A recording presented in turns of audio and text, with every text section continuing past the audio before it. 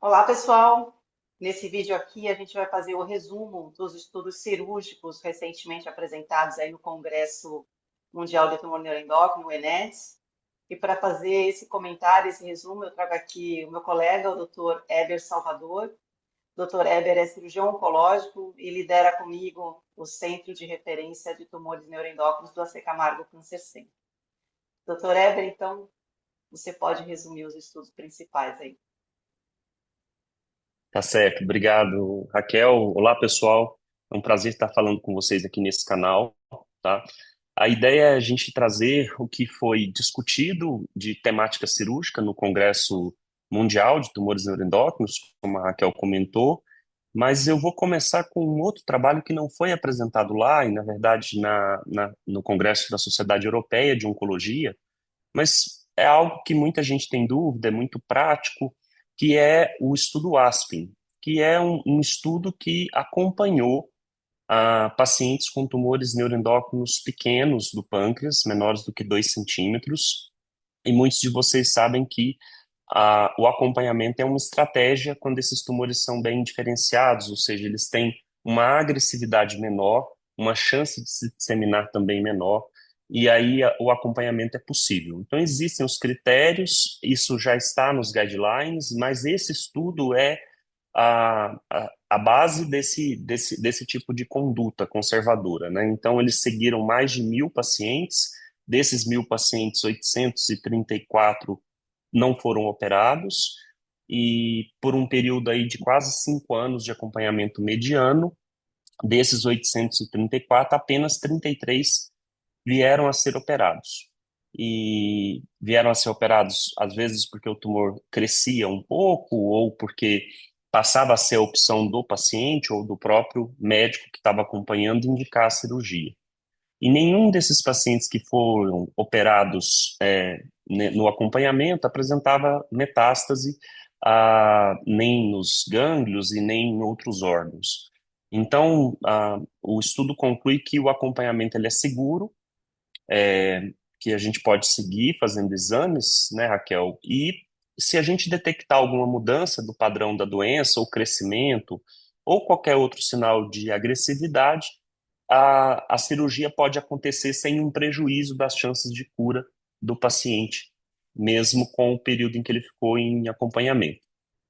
Acho que isso é uma informação bastante importante para a gente poder trazer aqui, né? Ah, Você quer comentar, Raquel, sobre sua impressão desse estudo e como que você vê isso? Também você deve ter muita gente te perguntando, né, se é seguro acompanhar, se não é. Sim, esse é um estudo muito importante, que nunca vai ter um estudo com um número tão grande, né, de pacientes, aí quase 1.000 pacientes. É 1.000, na verdade. Acho que é importante deixar claro que, assim, esse acompanhamento é seguro desde que a gente tenha uma biópsia, que o tumor realmente seja de baixo grau, principalmente grau 1. Mas se for um tumor, né, que tem um Ki67 um pouquinho maior, um grau 3, aí, né, com um tamanho aí, pelo menos 1,5 centímetro, a gente acaba, nesses casos, sim, indicando a cirurgia. Então, é seguro desde que a gente tenha todas essas informações. Um PET galho é importante para ver que o tumor está só ali localizado também, né? Isso.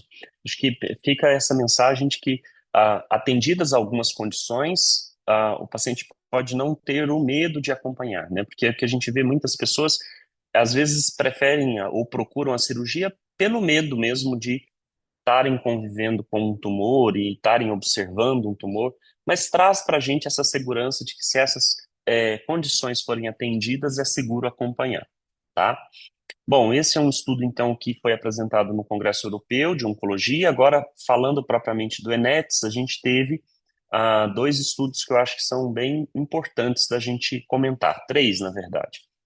O primeiro fala do papel da ressecção das metástases hepáticas em pacientes que têm síndrome carcinoide e cardiopatia carcinoide. Então, a gente sabe que aqueles pacientes que têm o tumor nascido no intestino delgado, quando se dissemina para o fígado, esse tumor pode liberar substâncias, principalmente a serotonina, que provocam alterações em vários lugares do corpo, inclusive nas válvulas cardíacas, nas válvulas direitas do coração.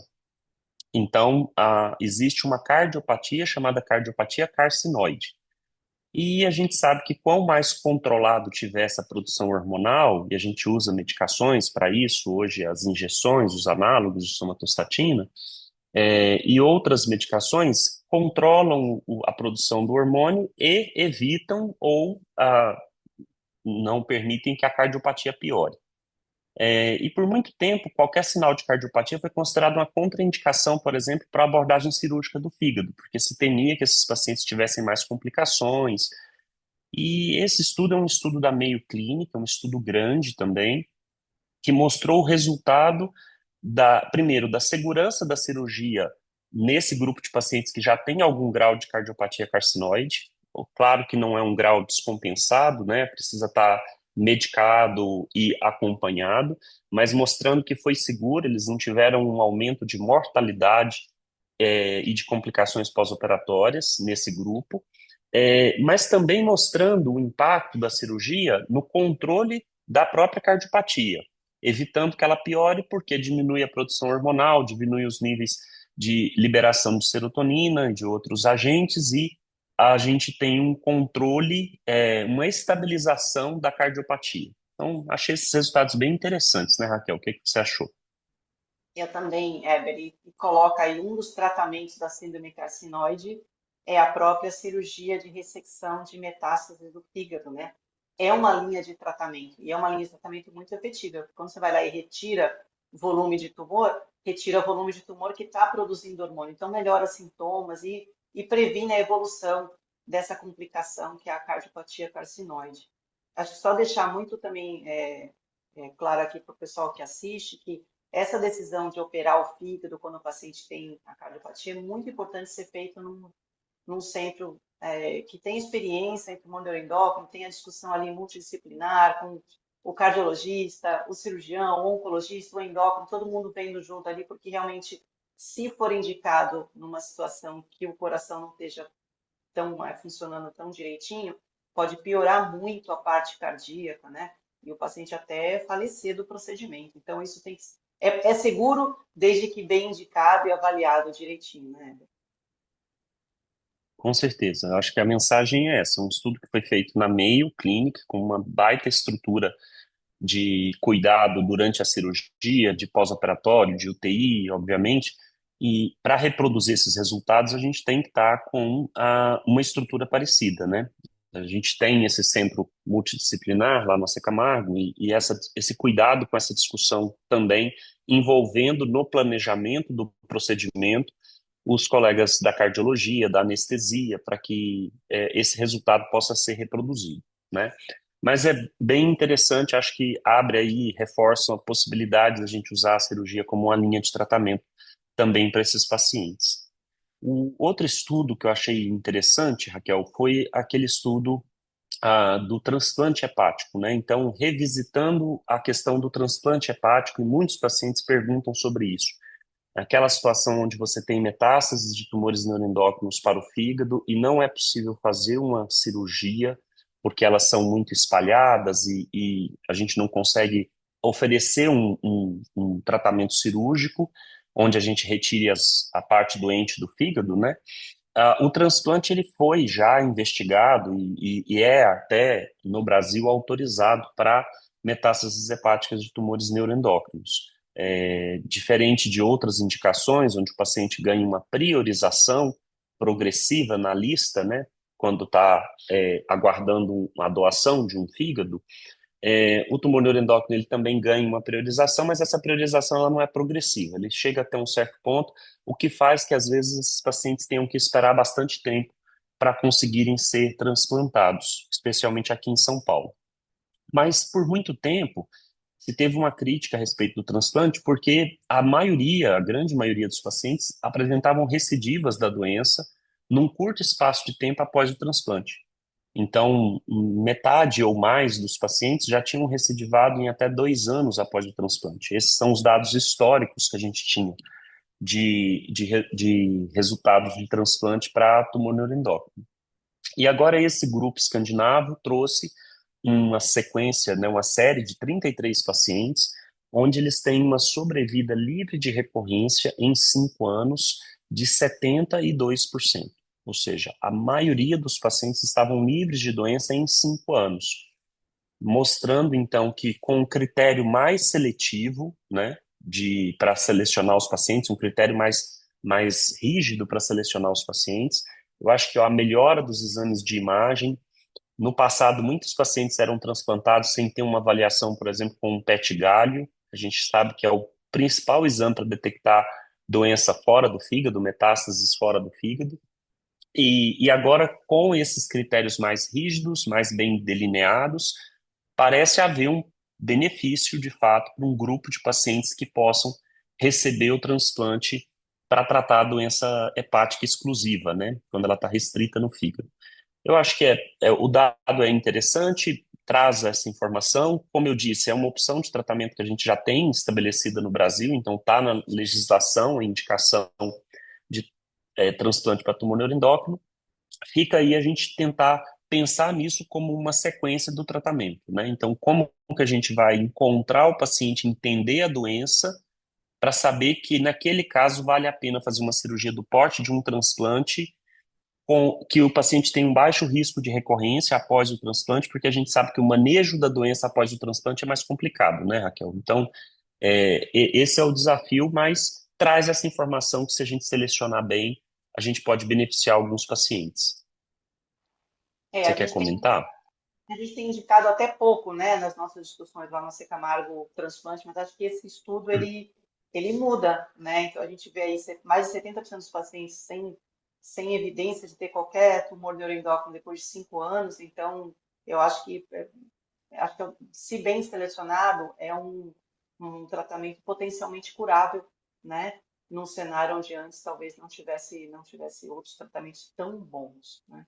E quanto mais grau É. 1, tumores do intestino, origem do intestino, maior ainda a chance desse resultado tão bom com o transplante. Então, com certeza, o transplante, acho que a gente vai indicar mais paciência, a gente acaba tendo essa estrutura, né, lá no centro. Uma curiosidade que eu fiquei do trabalho é quantos pacientes eles precisaram avaliar para encontrar esses 33 que eles indicaram. Então, a impressão que eu tenho é que deve ter sido um número muito maior, obviamente, né? Mas daria para a gente uma perspectiva de que o quanto essa seleção é criteriosa, né? E eu sei que muitos pacientes às vezes buscam informação e vão atrás dessas informações, mas para mostrar que é uma opção que pode ser realizado, a gente tem que conversar sobre isso, mas que não é uma primeira opção. E também não é aquela opção no momento em que a gente diagnosticou a doença no fígado.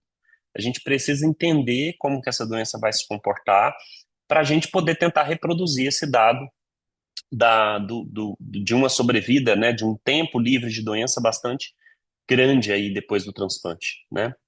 Mas achei o dado interessante, por isso queria compartilhar com vocês também.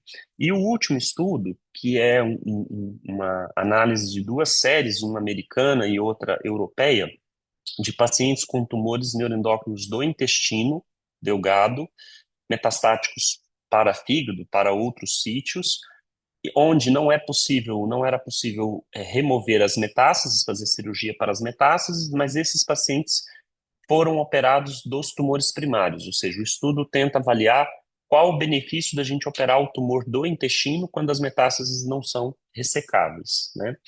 E a gente tem algumas séries a respeito disso, não tem um estudo prospectivo e randomizado, esse estudo também não foi, ele é um estudo retrospectivo, mas mostrou que a ressecção do tumor no intestino aumenta a sobrevida global dos pacientes com doença metastática. E foi um aumento até significativo, uma redução do risco de morte em 30%. Isso é um impacto grande.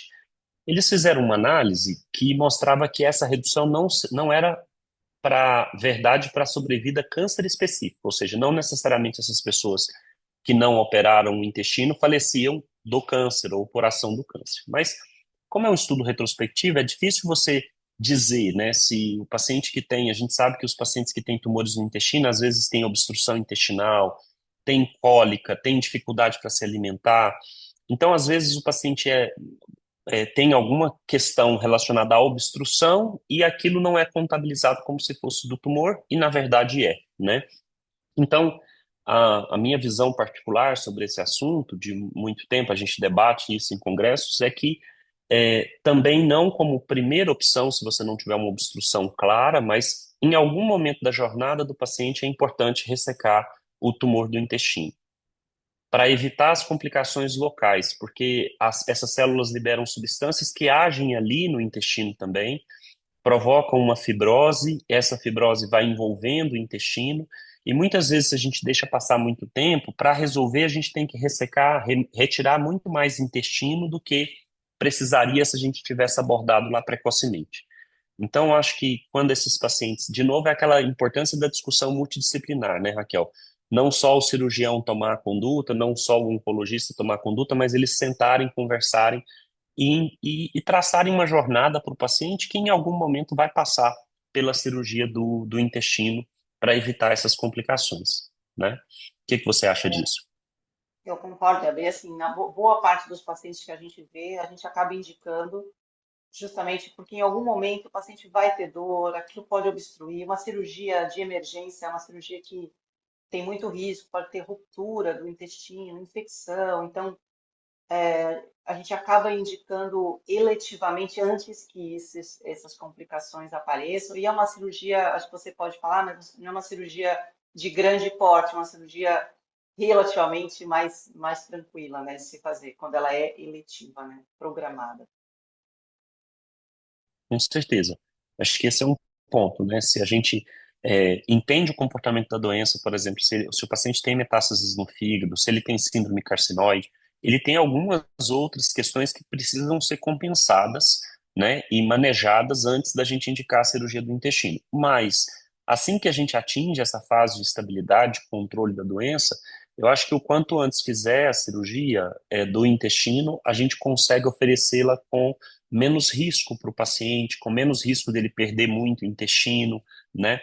Tirando da urgência, a gente evita, às vezes, a necessidade de fazer uma ostomia, né? Que é aquela bolsinha que o pessoal sabe e todo paciente teme, né? Quando fala em cirurgia de intestino. Então, eu acho que essa é uma mensagem importante, que mesmo na vigência da doença metastática, em algum momento isso vale a pena fazer a cirurgia quando primária é do intestino. Quando primária é do pâncreas, essa discussão ela não é tão clara assim, né? Então, é menos frequente a gente indicar a cirurgia do primário do pâncreas quando você tem metástases que não são abordadas, não são possíveis de serem abordadas cirurgicamente também. Mas cada caso precisa dessa discussão multidisciplinar, precisa de ter o envolvimento dos especialistas aí, pensando junto na forma de melhor cuidar desses pacientes, desses casos, né? Isso aí. Eu acho que eram esses, Ah, então, Raquel. então a gente espera que seja útil aí e uma boa semana a todos.